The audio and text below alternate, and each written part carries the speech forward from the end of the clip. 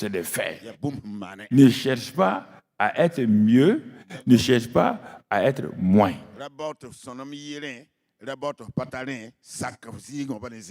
Accepte ce que Dieu dit. Si quelqu'un est en Christ, il est une nouvelle création. Ne cherche pas à être plus, ne cherche pas à être moins. Adam et Ève, vous avez été créés à l'image de Dieu. Vous êtes de la famille divine. Vous n'êtes pas de la famille donc de la terre. Vous avez été créés par Dieu pour venir gérer la terre. Regardons le premier couple humain qui a vécu, Adam et Ève. Quand on regarde Adam et Ève, dans Genèse 1, 26 et 27, quand on regarde Dieu, il dit que Dieu les a créés. Dieu s'est assis, il a dit, faisons l'homme à notre image et selon notre ressemblance. Vous comprenez? Ça, c'est la première chose.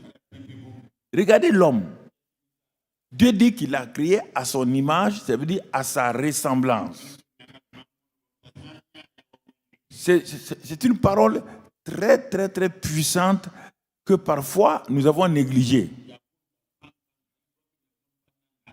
C'est-à-dire que fait à l'image de Dieu, c'est-à-dire que c'est une représentation analogique avec Dieu lui-même. Écoutez, c'est une représentation analogique avec Dieu. Quand on dit, mais toi tu es l'image de ton père, comprenez, tu n'es pas ton père, mais tu as l'image de ton père. Quand on te voit, ceux qui connaissent ton père n'ont pas besoin de discuter. Il dit, cet enfant-là, ou cette fille-là, elle est à l'image de sa mère. Il est à l'image de son père. Dès qu'on le voit, alors on peut décrire le père, on voit, c'est comme si c'était une photo du père qui est là. Donc, vous voyez bien, et ça c'est l'image. Le mot ressemblance veut dire que vous avez des points communs entre toi et ton père. Ah, il dit, mais regarde comment il marche. Il marche exactement comme son père. Regarde comment il agit. Il agit comme son père. Regarde comment il rit. C'est ça. Donc, quand Dieu a créé l'homme et la femme, il les a créés à son image de telle manière qu'en les voyant, on voyait Dieu lui-même. C'est pourquoi Jésus a dit, écoutez bien, faut pas, c'est pas un mystère là. Jésus dit, celui qui m'a vu a vu le Père. Mais pourtant, c'est un petit homme qui est là.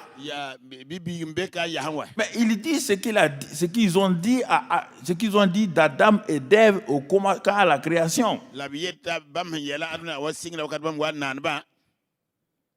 Quand Jésus dit, mais vous voulez voir le Père? Celui qui m'a vu a vu le Père. Je suis l'image du Père. Je suis la ressemblance du Père. Mais c'est ça que Dieu a fait avec le premier couple. Le premier couple, Adam et Ève. Réfléchissez. Et quand nous naissons de nouveau, Dieu nous fait entrer dans la même chose. Nous sommes encore à l'image et à la ressemblance de Dieu.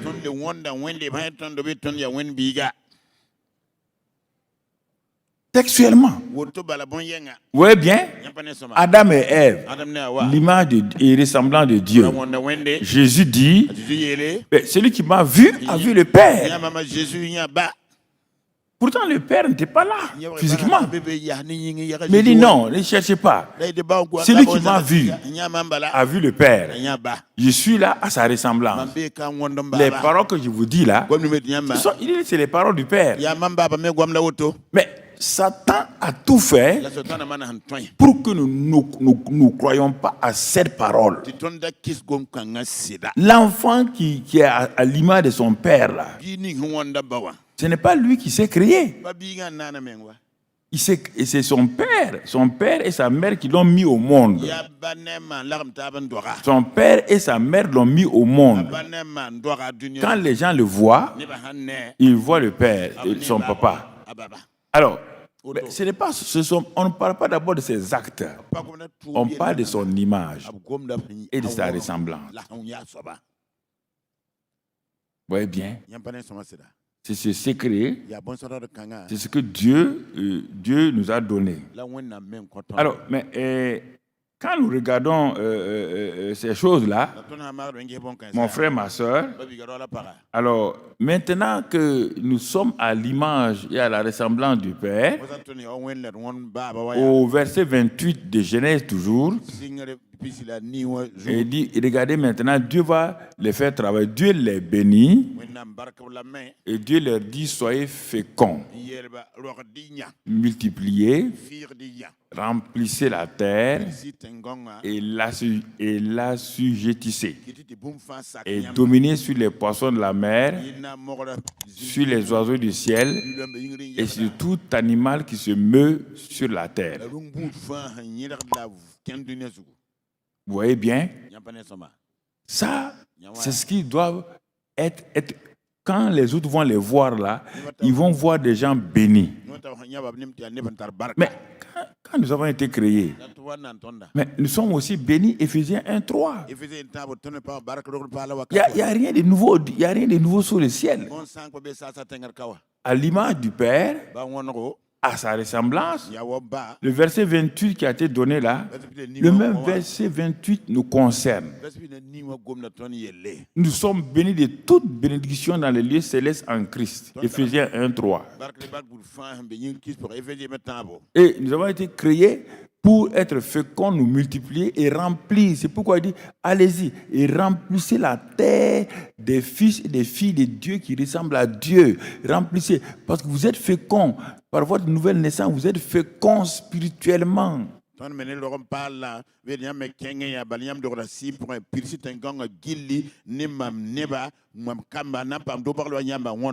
C'est la même chose qu'il a dit à Adam et Ève. Vous voyez la terre qui est vide là.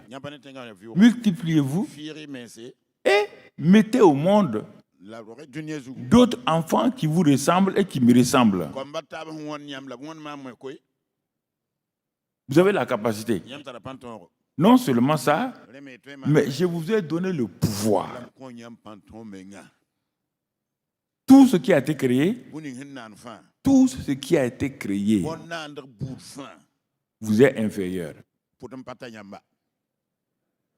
Vous êtes le chef. C'est ça que Adam et Ève. C'est pourquoi Satan ne pouvait pas supporter cela. Satan connaissait sa place. C'est comme si Adam et Ève avaient pris sa place. Or non, Satan n'était pas à la ressemblance de Dieu. Satan était une créature, un simple ange. Mais ici, vous voyez, donc Adam et Ève là sont fils et filles de Dieu. Mais Satan n'est pas, Lucifer n'est pas fils de Dieu. Donc il ne peut pas se comparer à Adam et Ève. Ouais, il y a deux faits qu'on ne peut pas, nous retirer. Quand nous sommes nés de nouveau, nous sommes vraiment nés de nouveau. Nous sommes fils et filles de Dieu. Nous sommes à la ressemblance de Dieu. C'est des faits. C'est des faits. Ne cherche pas à être mieux, ne cherche pas à être moins.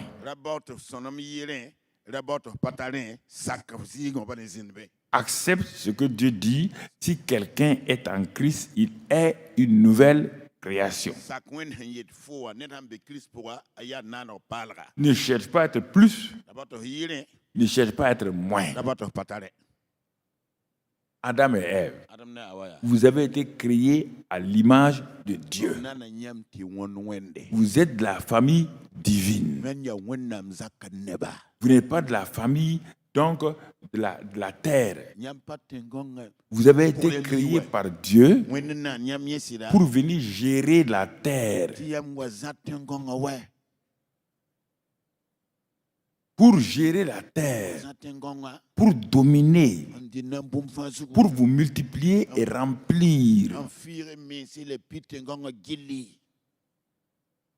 Et vous voyez, cette vérité-là, rare des gens l'acceptent avec la nouvelle création. Asseyez-vous et regardez. Tout le temps, vous avez la pensée d'être quelqu'un d'inférieur. C'est pourquoi vous faites des bagarres inutiles, vous faites des jalousies inutiles. Vous voulez être ce que vous êtes déjà.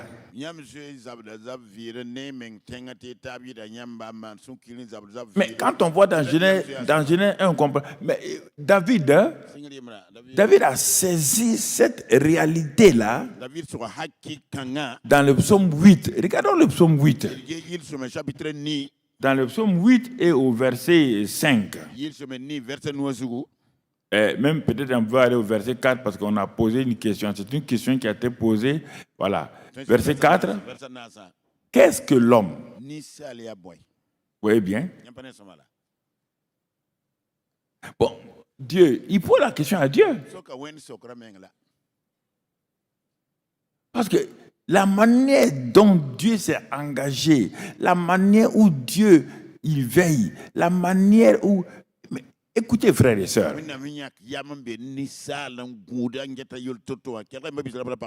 Satan voit Dieu se démener, se sacrifier. Il voit Dieu faire des choses. Pour qui? Pour l'homme. Et ça dépasse toute la création. Depuis que Dieu est Dieu, qu'il nous a créés, et nous sommes venus autour de lui, les anges, on n'a jamais vu Dieu faire de telles choses pour quelqu'un. Ni pour les anges, ni pour qui que ce soit. Mais depuis qu'il a créé cet homme-là, un petit être comme ça, on dirait que Dieu ne se repose plus. Il est en train de faire ça, il est en train de faire ça, on le voit en train de travailler. Et ça, dit, mais il est en train de faire tout ça là, c'est pour qui? C'est pourquoi je dis, mais qu'est-ce que l'homme? Pour que tu te souviennes de lui et le Fils de l'homme, pour que tu prennes garde à lui.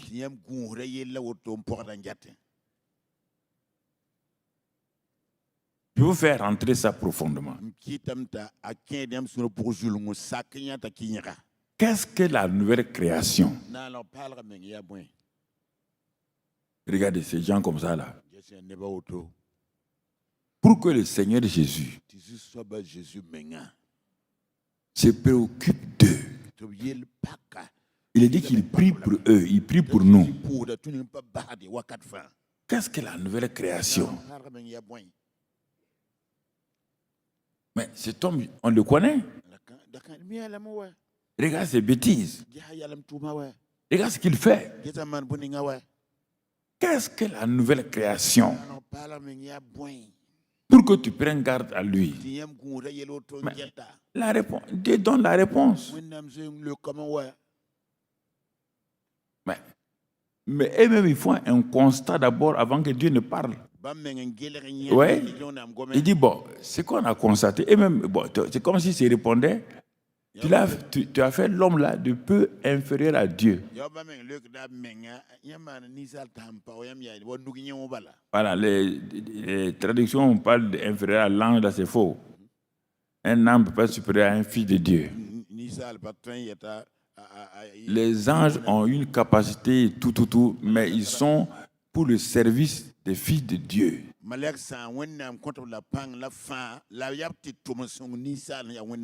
Nous les respectons, nous les honorons, mais ils sont là pour les filles de Dieu. Et regardez, tu l'as fait de peu inférieur à Dieu et tu l'as couronné de gloire et de magnificence. C'est le constat fait par toute la création. C'est toute la création qui est en train de faire un constat. Il dit, mais tu l'as couronné de gloire et de magnificence. En tout cas, nous, quand tu l'as créé là, on voyait la gloire et la magnificence sur Adam et Ève. Ce n'est pas fini. Qu'est-ce qu'il dit? Tu lui as donné la domination sur les œuvres de tes mains. Dans Genèse 1, 28, on voit ça. Dominer, assujettir. Mais David, dans sa révélation, quand il voit Satan et la création parler à Dieu là, il entend ces choses-là. Tu l'as fait de peu inférieur à Dieu, tu lui as donné la domination sur les œuvres de tes mains et tu as tout mis sous ses pieds. Tout mis sous ses pieds. Les brebis comme... C'est ça, dans Genèse 1, 28. Mais ce psaume a été écrit quand? Plus de 3000 ans après. Mais il reproduit comme s'il était dans le jardin d'Éden. La suite, il dit les brebis comme et les animaux des champs, les oiseaux du ciel et les poissons. Textuellement, on trouve dans le verset 28 là, de Genèse 1. Tout ce qui parcourt les sentiers des mers. Donc, tu vois, alors, quand tu lis ça, l'importance que Dieu nous accorde, m'accorde et t'accorde en tant que nouvelle création. Mais tu quittes ce cadre-là et tu es en train de te comparer à des hommes qui ne sont pas nés de nouveau. Dieu dit que ça ne va pas. Cet homme né de nouveau, qui est c'est pas moi, un président. Mais Dieu dit, tu n'as rien à faire avec lui. Tu l'honores dans son... Tu l'honores. S'il n'est pas enfant de Dieu, vous n'êtes pas dans la même... Toi, tu es fils de Dieu. Mais lui n'est pas fils de Dieu. Notre problème, c'est que ce que Dieu a dit que nous sommes et nous avons là, bon, on laisse ça. Et nous sommes à la recherche de ce que Dieu ne nous a pas dit que nous sommes où nous devons avoir. Et regardez, chaque jour, c'est ça. Chaque jour, nous sommes à la recherche des choses que Dieu ne nous a pas promises. Mais Dieu nous donne ça quand il s'agit de l'argent. Dieu dit, mais pourquoi toi tu veux tromper les gens pour avoir l'argent alors que l'or et l'argent m'appartiennent, je suis ton papa, l'or et l'argent m'appartiennent. Et puis je peux te donner de l'argent de la bonne manière.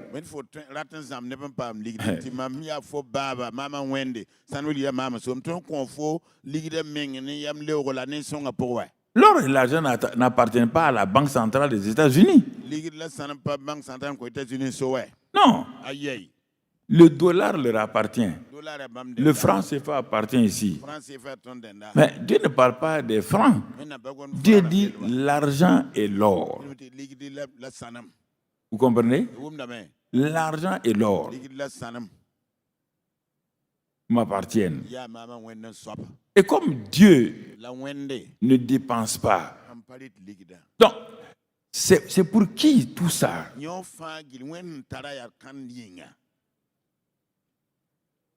Mais pourquoi je parle du premier couple? On va arriver.